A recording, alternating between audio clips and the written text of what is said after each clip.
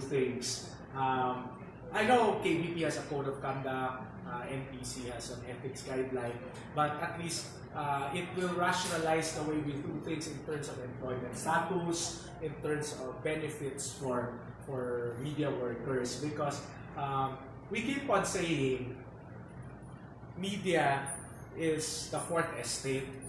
We keep on saying media is the last bastion of democracy.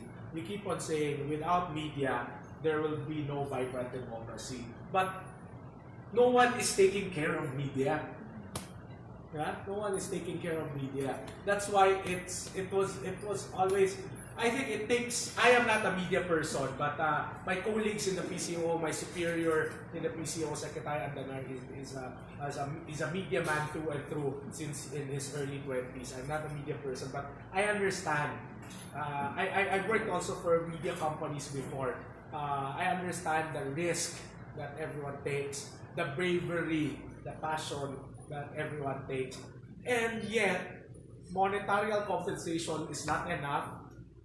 Benefits are not enough, and even security of tenure sometimes, right? So these are the things that the Media Welfare Act would like to address.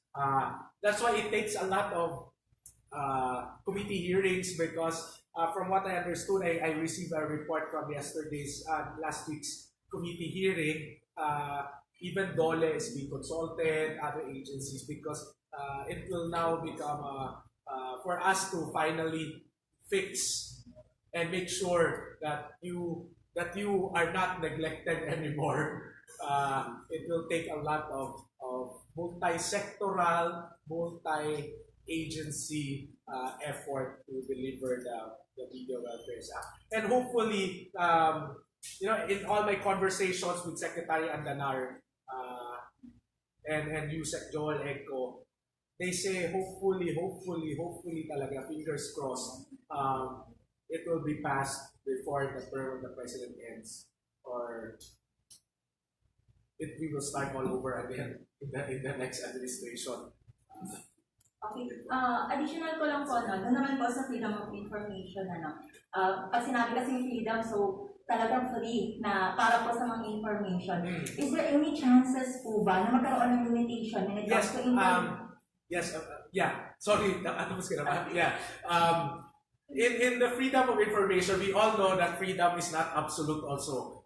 There are certain, the DO, at least on the executive branch now, FOI has a manual. This FOI manual has been signed, promulgated by the Secretary of Justice and Executive Secretary of the Philippines. There are limitations. For example, if you request SALN, it depends on which position that person has. If SALN of the President and the Vice President, you cannot just ask that from your agency because there is an Ombudsman's guideline that you have to seek SALN from the Ombudsman for the President and the Vice President. But for ordinary workers like me, you can request it from the agency. But merong i-redact dyan, like address ng properties, because we also have to maintain data privacy. Kasi meron din tayong Data Privacy Act. We cannot just post everything. Kunyari, meron siyang property sa ganitong barangay, may property sa ganitong barangay. Ilalagay yung amount, but hindi ilalagay yung address because privacy naman yun ng tao. There are certain things like national security items. Siyempre, if it involves fighting terrorists, fighting communists, fighting drug lords, hindi pa pwede ma-release yan until may certain period siya. Like in the US and the UK, ganun din naman, meron silang cooling off period, di ba? Tinatawag cooling off period. Parang insurance, cooling off period. So, hindi mag-shota, cooling off period na insurance. Actually, sir, yung question ko po kasi, medyo nang po rin, napasok na dito. Yung question ko po, sir, last question po. Sige. Doon po sa freedom of information natin, sir, pasok po ba doon sa limitasyon na sinasabi po ninyo, yung hindi po pagdedeklara ng SALN po ng ating presidente? Ang president ay nag-declare ng SALN. Nagsasubmit siya as mandated by law every first quarter of the year. It is being submitted to the ombudsman, to the records office and to the ombudsman. Ang sagot lang is that if there is a request for the copy of the SALN of the president, it should be coursed through the office of the ombudsman. Yun lang o. Let us clear lang this. It is not true that the president has not submitted SALNs because it is a violation of law. Every government worker has to submit SALNs regardless of rank.